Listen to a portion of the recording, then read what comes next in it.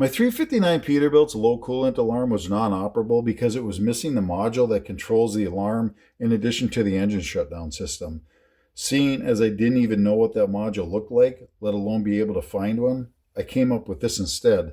Here's our radiator, here's our sending unit that's mounted in the radiator, and here's our dash-mounted light buzzer alarm assembly.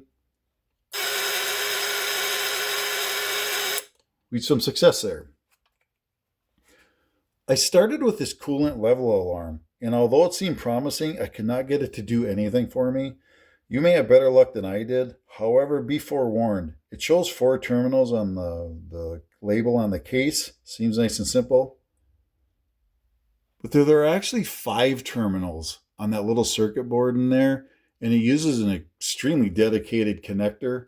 I have no idea what that connector even looks like. I could not find one of those either.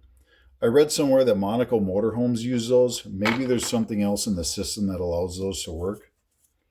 Next up, the common ice cube size relay and its smaller brother, the micro, but no joy here either. The ice cube relay requires about 160 milliamps to trip the coil.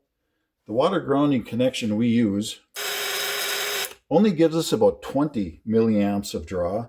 There's just not enough horsepower in that system to power these relays. But after enough searching, I found this little guy. It only needs about 5 milliamps to operate, and apparently it is good for a 10 amp signal circuit, more than enough for my 0.2 amp light buzzer assembly. I got it off of Amazon, although I'm sure there are others. It seems pretty tough. I've left it on for days at a time with no problem, by accident.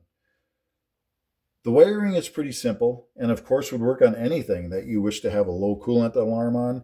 In my case, I want the warning light to blink, so I will power the COM or common terminal with a different power supply and put a flasher unit in that feed. I hope this helps, and remember, this is not the way to do it, but it is a way to do it. Good luck.